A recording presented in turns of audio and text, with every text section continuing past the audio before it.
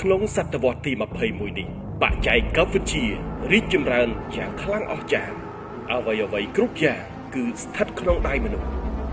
ទន្ទឹមនឹងការរីកចម្រើននៃបច្ចេកវិទ្យានេះជនខិលខូចដែលជាអ ுக ្រិតជនមួយចំនួនក៏បានកេងចំណេញពីការរីកចម្រើននៃបច្ចេកវិទ្យានេះមកធ្វើជាការឆបោក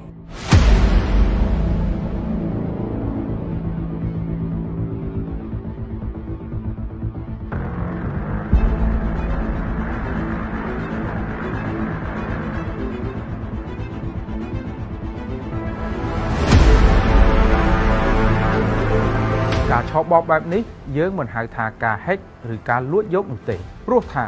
ពួកជនល្មើសមិនបានប្រើបច្ចេកវិទ្យាទំនើបណាមួយដើម្បីលួចយក Telegram របស់យើងមកកាន់កាប់នោះឡើយតែវាជាការលួងលោមបោកបញ្ឆោតទៅវិញទេ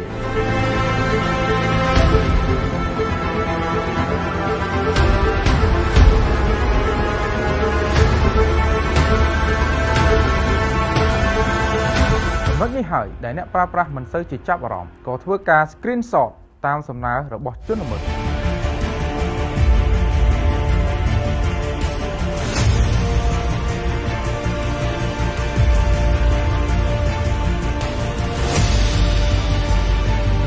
ត្រង់ចំណុចនេះហើយដែលពួកអក្រិតជនអាចទទួលបានលេខកូដ OTP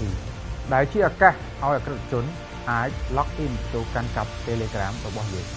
រួចធ្វើការបដូរលេខទូរស័ព្ទដើម្បីកាន់កាប់ Telegram របស់យើងបាន 100% ហើយទៅលួច Telegram ខ្ញុំធ្វើអីហើយនេះជាចម្លើយបន្តិចទៀត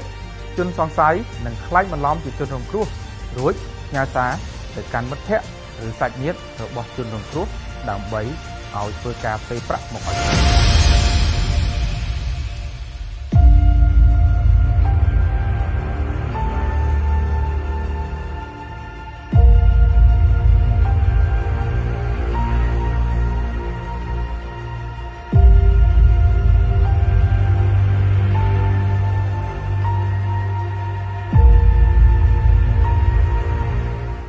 ជនសង្ស័យ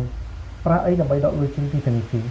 គឺពួកគេបានប្រើគណនីធនាគារคล้ายៗដែលគណនីទាំងនេះបានពីការទិញពីប្រជាពលរដ្ឋដែលបានទៅបើកពីធនាគារ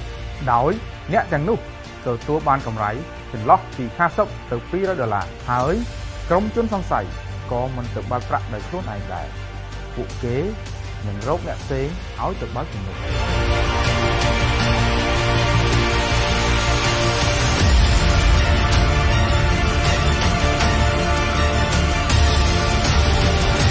អក្រិតជនបានធ្វើការអូសទាញប្រជាពលរដ្ឋមួយចំនួនឲ្យបង្កើតគណនីធនាគារផ្ទាល់ខ្លួនបន្ទាប់មកលក់គណនីធនាគារទាំងអស់នោះទៅឲ្យក្រុមអក្រិតជនដើម្បីកាន់កាប់ធ្វើជាមធ្យោបាយដើម្បីប្រព្រឹត្តបទល្មើស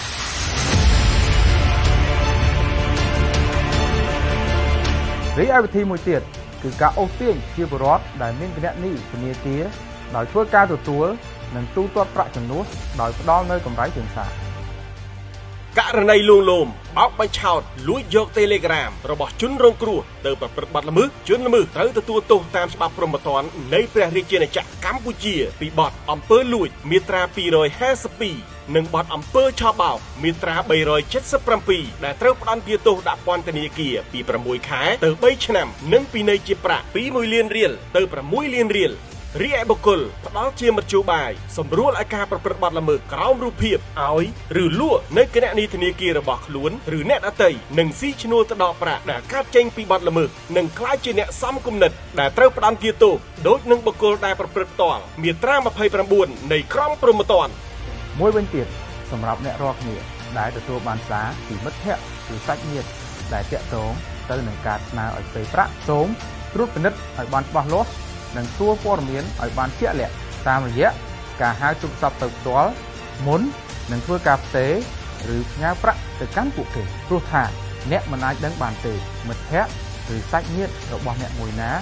ដែលត្រូវបានលួចគណនី Telegram មកប្រើដើម្បីបន្លំនោះទេ